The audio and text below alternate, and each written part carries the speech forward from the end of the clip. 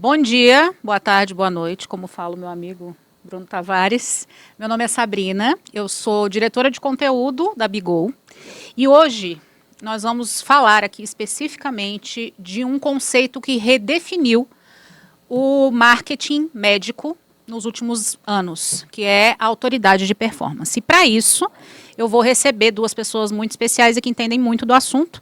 Uma delas é Bruno Moraes, CEO da Bigol, e outra, Bruno Tavares, Head de Marketing da Bigol. Sejam muito bem-vindos e muito obrigada. Muito obrigado, Sabrina. É tão bom ver você aqui apresentando o podcast. Isso está valendo meus anos de treinamento em jornalismo. Está crescendo, a família crescendo. A família Bigol está crescendo, minha gente. Bom, vamos lá então. Quando a gente fala, Bruno, de autoridade de performance, exatamente do que a gente está falando?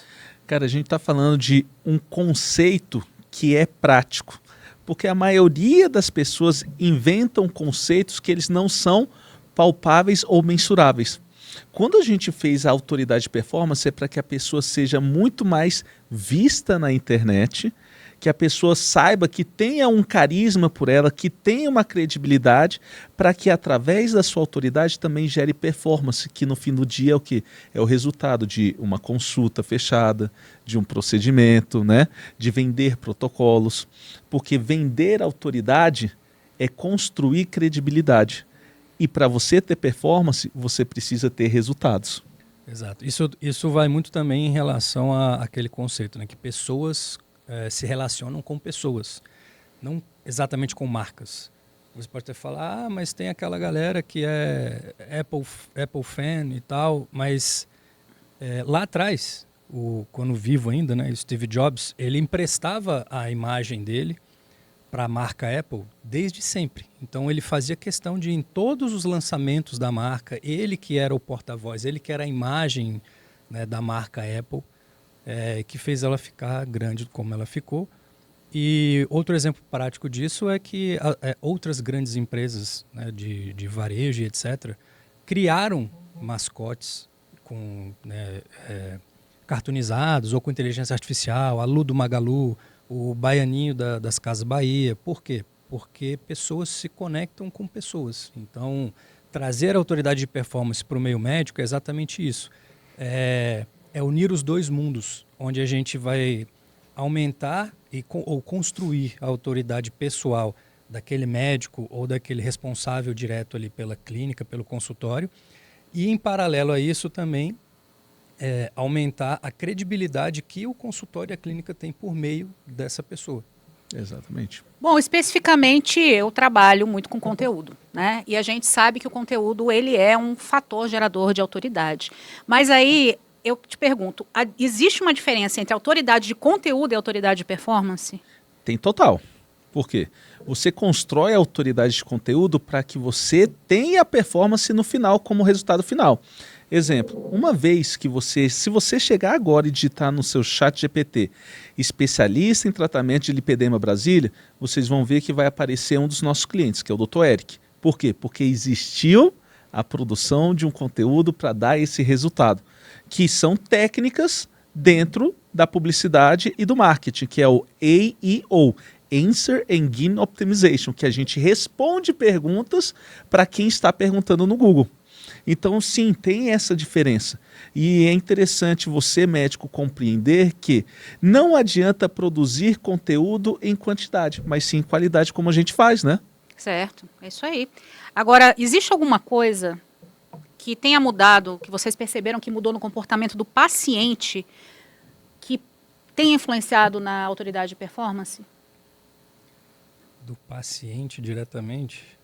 Do paciente, o que a gente consegue perceber muito é que, com acesso à informação hoje em dia, existe muito o que antigamente a gente fazia, que era aqueles conteúdos de mitos e verdades. Sim.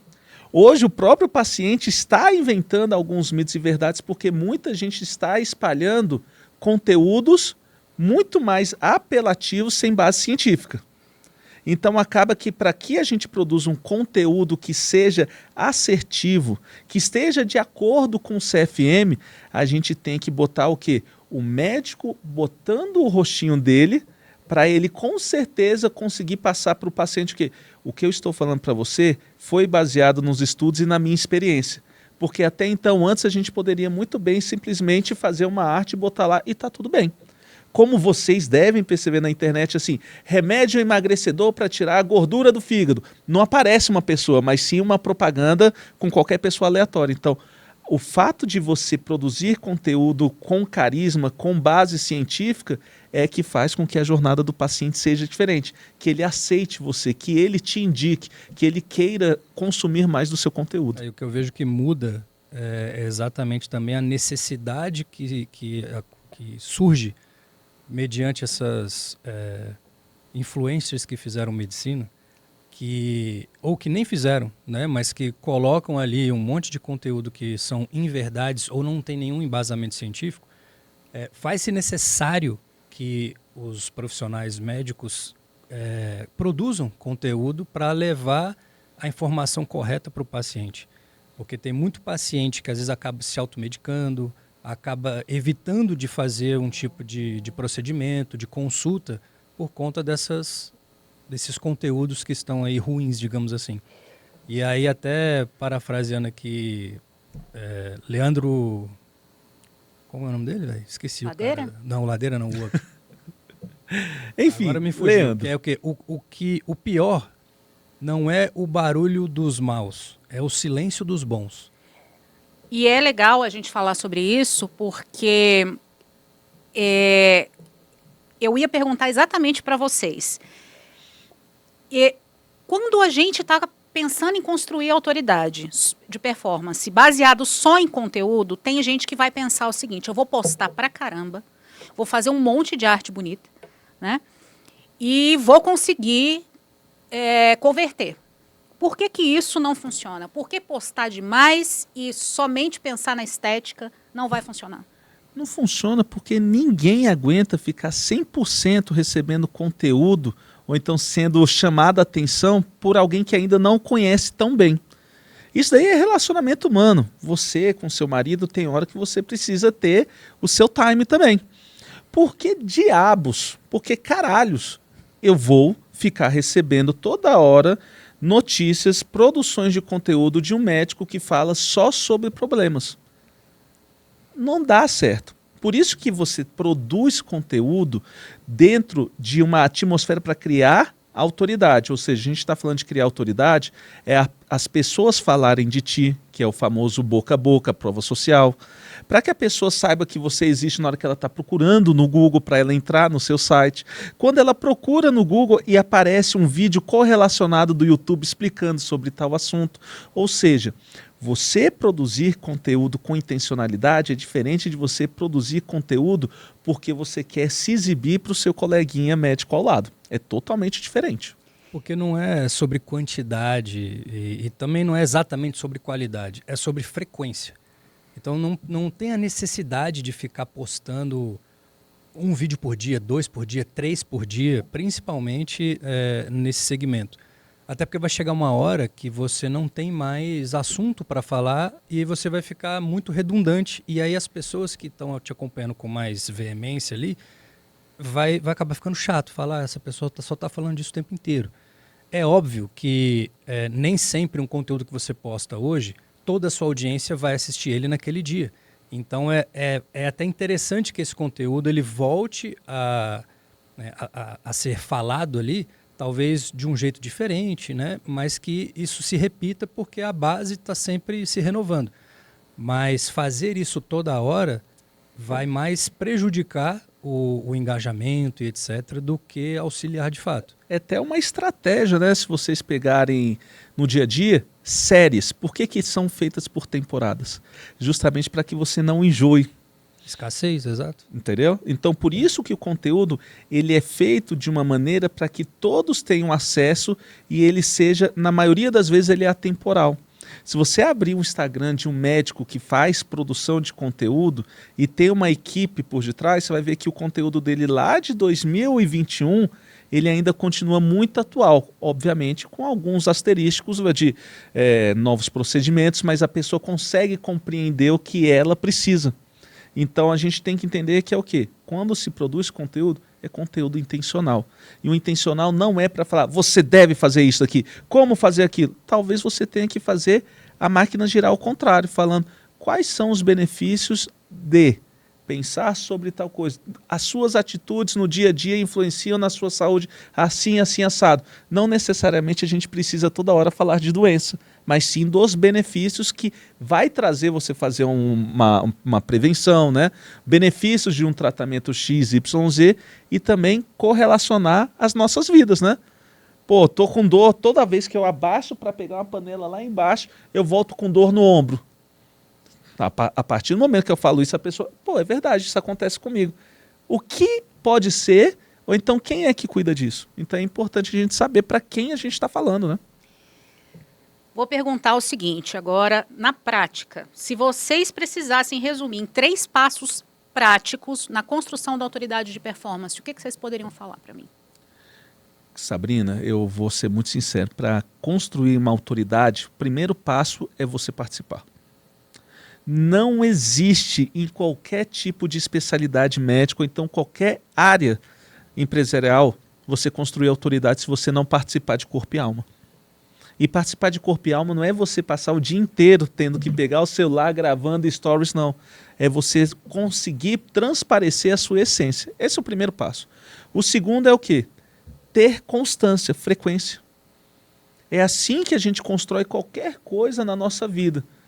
Muito mais autoridade, porque a partir do momento que eu começo a falar e a pessoa começa a compreender e gostar, a minha fala vai começar a se tornar uma verdade. Mas se eu apareço ali uma vez no mês, depois apareço no outro mês, a pessoa, cara, quem é ele? Esquece. E a terceira é o quê? Tenha pessoas que saibam o que está fazendo ao seu redor. Cara, eu tenho uma equipe de marketing interna. Show de bola, que ótimo. Escute. Porque se eu chegar numa cirurgia com você, você não vai chegar para mim e falar assim, Bruno, ó, eu posso passar uma anestesia local aqui ou eu posso te dar anestesia geral. Não tem escolha porque você é o especialista. Então, escute quem está do seu lado. E é difícil a gente escutar isso porque todo mundo nasceu já sendo um pouco publicitário, né? É. Mas o porquê que a gente vai fazer? Quebra de padrão. Ou seja, escute a sua equipe. Isso não é um desabafo. Isso daqui é uma verdade. A partir do momento que o médico participa de congressos, ele está escutando um speaker que está levando informação para ele. Na comunicação não é diferente. O contratado, no caso nós vamos falar para vocês o que é interessante realizar testes também. E falando aí do acompanhamento, enfim, da dedicação, né, que o médico tem que ter, ou o dono da clínica, é possível transformar processos internos em elementos de autoridade? Olha, o Bruno, com muita maestria, tem feito scripts, né, para atendimento, rotinas internas. E isso transparece total na hora de você quebrar objeções, né, Bruno? Por quê? Porque o atendimento vai saber conversar com o paciente. Que a primeira barreira, que foi o que a gente já até falou em outros podcasts, é o quê? É a gente conseguir chamar a atenção e o paciente entrar em contato. Quando ele entra em contato, esses processos internos que o Bruno faz, justamente fazer com que o atendimento mostre para ele, cara, nós sabemos o que você está passando, nós temos a solução para isso, nós funcionamos assim, assim, assado, e obviamente se você liga numa clínica, é bem atendida, fala o que você precisa escutar, você não vai dar muito mais credibilidade para ela? Com certeza. Fala um pouquinho para a gente, Bruno, dessa parte dos scripts, como é que elas são feitas, tá? Porque isso daí é importante, não é ChatGPT, tá, gente? É vivência, é experiência. Muito é feito não só em pesquisas, né, e tudo, mas em conjunto ali com a equipe. O Bruno falou, inclusive, que se você tem uma equipe de marketing interno ou externo, né, que você contratou, etc., é importantíssimo essa conversa, tá tudo alinhado. Por quê? Nada que a gente faz enquanto script, enquanto orientação interna para processos e etc., são vozes da nossa cabeça.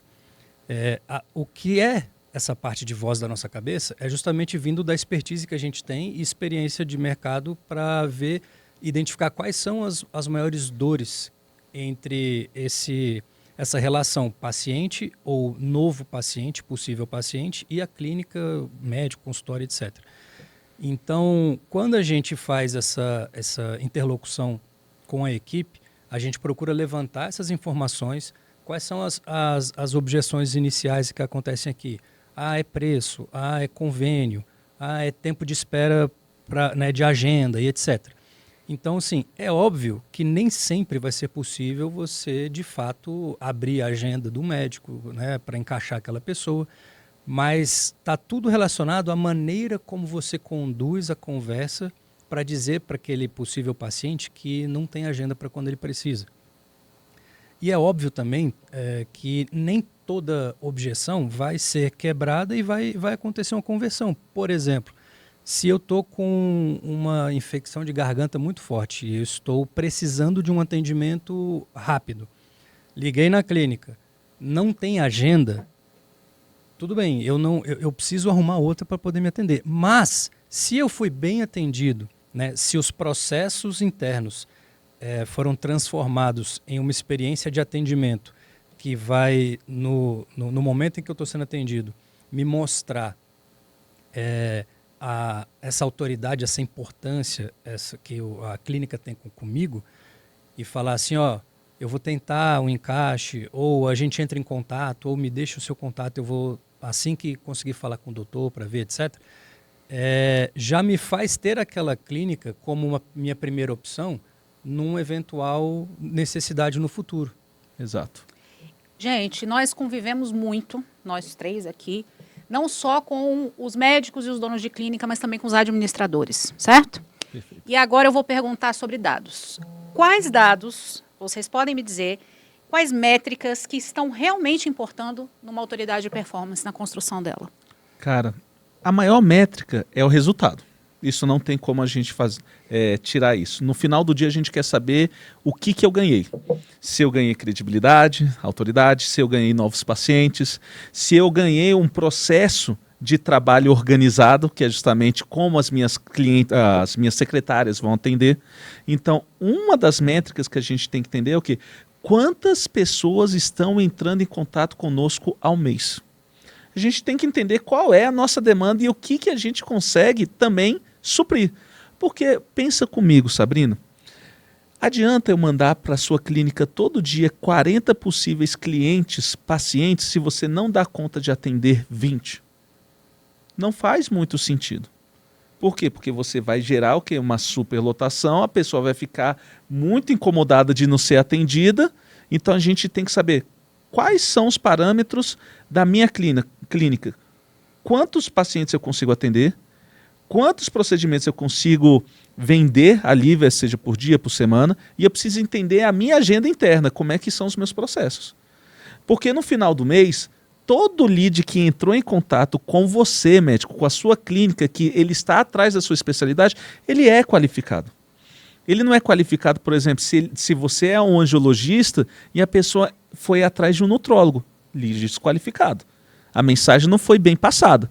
Mas se ele está atrás do angiologista, seja para tratar uma úlcera, seja para varizes, etc., você tem que saber como quebrar essa objeção para vender para ele. Mas se você não consegue vender para ele num tempo hábil, que geralmente o ser humano é imediatista, né, ele vai para outro. Ou seja, todo administrador tem que saber a capacidade de atendimento dele e como ele vai administrar o tempo para fazer isso girar. E principalmente fazer parte do processo. Não adianta também o marketing entregar leads qualificados e por algum motivo o atendimento não converteu e o gestor, o dono, o médico, etc., quem está à frente de tudo, não está participando desse processo, não para julgar, não para apontar dedo, mas para entender. Beleza, a gente conseguiu aqui 60 leads no mês. Convertemos o quê? 10? Pô, tá bom, tá ruim? Não tá. Como pode melhorar? Deixa eu entrar no processo e ver o que está acontecendo. Exato. Qual é o Aonde porte, né? Onde está o gargalo? Se é que é um gargalo, né? Ou o porquê que isso não está funcionando. Muito do que a gente observa acaba morrendo na praia justamente porque falta esse acompanhamento. Falta entender que a conversão não aconteceu, não por desqualificação do lead, mas às vezes por uma falha na condução daquele atendimento que chegou até ali. E aí a questão de fazer parte não é para apontar o dedo e falar: a minha secretária não está sabendo fazer. E se for isso ainda, por que ela não está sabendo fazer? Ela foi instruída? Existe um acompanhamento? Entendeu? Houve um treinamento?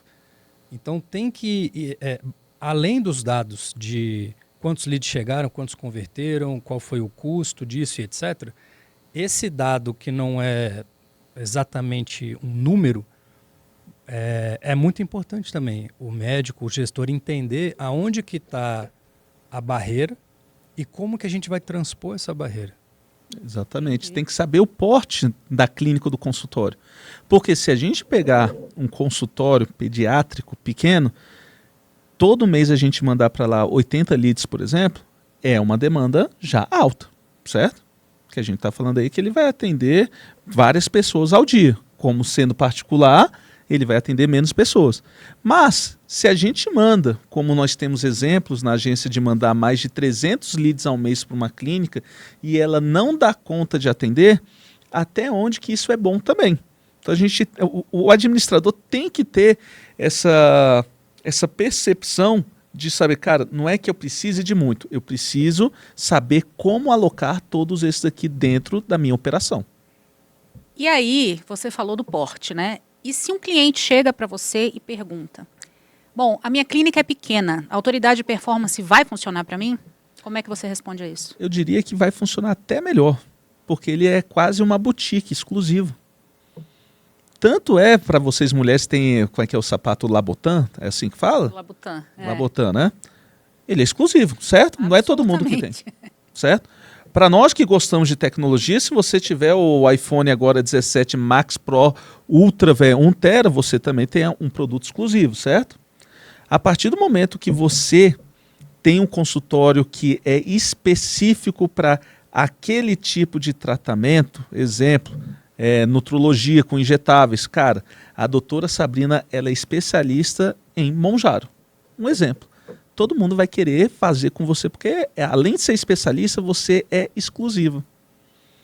Aí, como é que você vai criar essa autoridade? Com participação, montando muito bem o seu enxoval de internet, tendo um site, trabalhando o site, produção de conteúdo, tráfego pago, porque todos conhecem tráfego pago, produção de conteúdo, porque é o nome do serviço.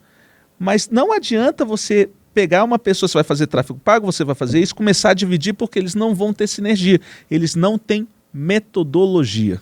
E é justamente isso que a Pulse 360 de Autoridade de Performance faz. Nós unimos os serviços de uma maneira, de uma metodologia onde todos se conversam para dar o quê? A performance adequada. Ou seja, sim, consultório ou clínica boutique exclusiva é tão mais fácil quanto uma maior, porque a maior a gente trabalha com quantidade, certo? É igual um pronto-socorro, todo mundo vai no pronto-socorro porque precisa de atendimento naquela hora. Mas se você quer algo muito bem feito, você marca uma consulta com um médico especialista. Sim. Vocês podem compartilhar com o público um case específico, onde a autoridade da performance mudou completamente o jogo? Cara, podemos. Cara, tem no início do Instagram, quando o Facebook ainda era muito forte, eu trabalhei com uma pediatra, tá? Que a gente conseguiu mais de 500 mil de seguidores no Facebook e depois a gente começou a migrar para o Instagram, sabe como? Sendo verdadeiros. A gente começou fazendo artes bonitas como mandava o script, né? E a gente viu que não dava tanta performance, por quê? Eles queriam, o público, as mães queriam ver a médica falando. A médica, ela não é diretora de arte, ela não faz arte bonita, ela faz meme. Por quê? Porque é o que ela consegue fazer ali, vamos dizer assim, artisticamente. Ela fala com as mães, ela não usa termos técnicos difíceis, ela fala o que está acontecendo com o bebê, com a criança naquele momento. Então esse foi um case que depois, com uma publicação falando sobre os benefícios do chocolate, a gente conseguiu mais de 1 milhão de likes naquela postagem no Facebook naquela época. E hoje, no Instagram, nós temos diversas publicações, por exemplo, do meu amigo Dr. Eric, que é angiologista especialista em tratamento de lipedema e varizes, que tem mais de 500 mil de likes e comentários e tempo de visualização do vídeo. Porque não adianta eu só ter vários likes. Eu preciso saber se as pessoas estão assistindo e participando. Então, para você criar um case, você constrói toda uma base, uma fundação. Então a gente fez a base muito bem feita da casa e a gente diariamente vai decorando ela com produções de conteúdo, com trabalhos também de outras áreas da comunicação, como relações públicas, né? Para que ele tenha amplitude também na TV, na rádio. Digital não é o máximo do poder da comunicação, mas sim um dos pilares que nós utilizamos e cada clínica tem o seu momento. Todos começam pelo digital, que é mais fácil, claro. Mas depois de um tempo a gente precisa de outros pilares, de um marketing offline, do endomarketing. Então existem outras etapas. Digital não é o final, é o meio do caminho. E até aproveitando questão de case, né? Você citou o Dr. Eric, eu considero ele realmente um case também da agência em relação a isso, principalmente porque ele faz o que precisa ser feito. Ele não faz só o que ele acha bom, só o que ele acha bonito, só o que ele acha que funciona.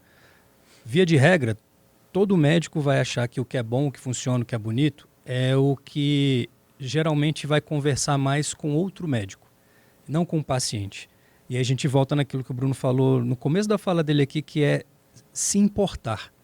Quando você se importa de fato com o paciente, quando você se importa de fato com as dúvidas que eles têm, as questões, né, tudo em relação a isso, e produz conteúdo que vá sanar essas dores, esses problemas, essas questões do paciente, naturalmente você começa a ter mais autoridade com essa pessoa. É um jogo que ele não é difícil de ser jogado, você só tem que de fato escutar e não fazer o que você bem entende. Porque isso lá na frente não é o que vai conversar e convencer e mudar a cabeça do teu paciente. Muito pelo contrário, vai afastar ele mais. Porque ninguém quer saber termo técnico, ninguém quer saber, enfim, né, de nada específico relacionado à medicina.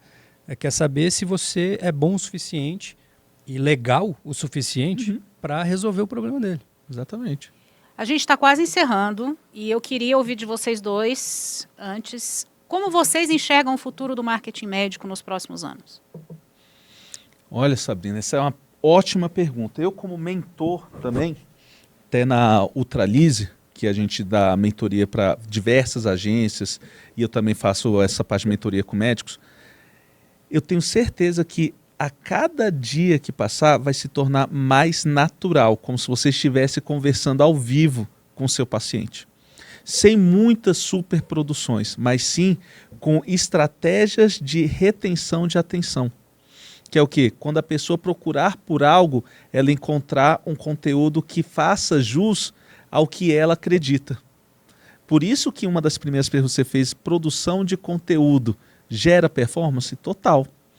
Porque a pessoa que estiver procurando, por exemplo, quero fazer um implante capilar, procurar e conseguir ler, conseguir assistir um vídeo que fale diretamente para mim, ao invés de estar falando para uma massa de pessoas, vai se tornar muito mais vendável, ou seja, vai ter mais conversão. Você dá exemplos práticos. Para quem quer fazer um implante capilar e é mais moreno, mais gordinho, nós fazemos assim, assim, porque cada um tem uma característica, ou seja, o marketing médico ele vai se tornar cada vez mais humano, menos técnico e mais direto. E você, Bruno? Eu concordo plenamente com isso aí, é ser mais humano, menos técnico, menos difícil, né? Menos difícil, né? Mais fácil, mais na verdade, fácil. de conectar com as pessoas, de explicar, de se colocar de fato à disposição.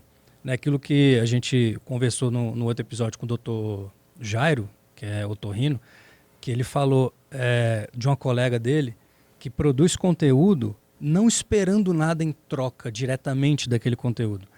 ela faz o conteúdo porque ela enxerga que isso é uma maneira dela devolver à sociedade o conhecimento que ela, né, teve o privilégio, né, de conseguir acesso, seja porque, né, tinha mais condições financeiras ou facilidade XYZ, mas fato é que quando você faz um conteúdo desapegado dessa questão de quantos likes eu vou ter, quantos comentários eu vou ter, e você faz ele de fato se importando e querendo levar o melhor para o teu paciente e de maneira mais fácil de ser consumida, os números vão vir inevitavelmente. Ele vai ter mais compartilhamentos, ele vai ter mais salvamentos, ele vai ter, você vai se tornar uma indicação daquela pessoa que muitas vezes nem é seu paciente, mas só por te acompanhar na internet, ela fala, cara, essa pessoa aqui me parece ser o melhor para esse teu caso, para esse teu problema, para essa tua questão aí. Pode ir sem medo. A verdade é que quanto mais humano você for, quanto mais real você transparecer a sua essência, mais autoridade você vai ter, mais as pessoas vão te procurar e mais provas sociais, o boca a boca, você vai gerar. Então, o futuro do marketing médico, além da gente estar muito no início ainda, é as pessoas saberem que só querem ser acolhidas. É isso. No final do dia, as pessoas querem ser acolhidas. Elas têm anseios que elas não sabem como lidar com eles, problemas de saúde que elas querem saber assim, olha, é grave, mas a gente consegue fazer assim, assim, assado. Calma, não é isso que vai mudar a sua vida. A gente tem um plano de tratamento para você, mas que seja real, menos comercial e mais humano. E para encerrar totalmente, se vocês pudessem dar um único conselho para uma clínica que quer crescer com autoridade de performance e consistência, qual seria? Use filtro solar, não, brincadeira, né? Bom. Quer crescer com consistência? Primeira parte, participe do processo de coração aberto. Escute as sugestões para que possa ter uma inteligência coletiva. Segunda coisa, tem que ter obrigatoriamente um enxoval bem feito. Site é o seu CNPJ, seu CPF na internet. Você é obrigado a ter para que as pessoas te encontrem. Você tem que ter estratégias para agora as inteligências artificiais. E não queira abraçar todas as redes sociais se você não dá conta de produzir para todas. Você pode estar presente em todas, mas com hierarquias bem definidas. Cara, eu sou muito mais engraçadinho, vou para o TikTok, por exemplo. Posso publicar no Instagram? Pode, não tem problema nenhum, mas sabendo que o seu core business ali está voltado para aquela rede social. E também saber criar parcerias. Ninguém cresce sozinho. Por isso que o Instagram, assim como outras ferramentas, plataformas, tem o Collab, para que você possa desfrutar de conversar com outras pessoas e ter maior alcance também. Eu diria também que a tríade, né?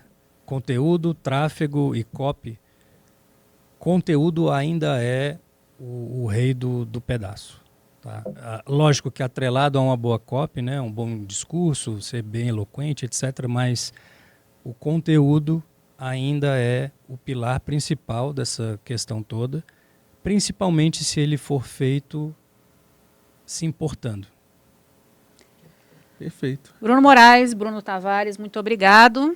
Muito obrigado por ter compartilhado tanta clareza, tanta estratégia com a gente.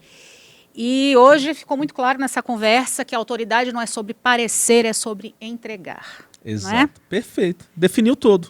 Pois é. E aí, você que está assistindo a gente, por favor, deixe seu like, seu comentário, sua dúvida, que a gente vai responder. Muito obrigado por ter acompanhado e até a próxima.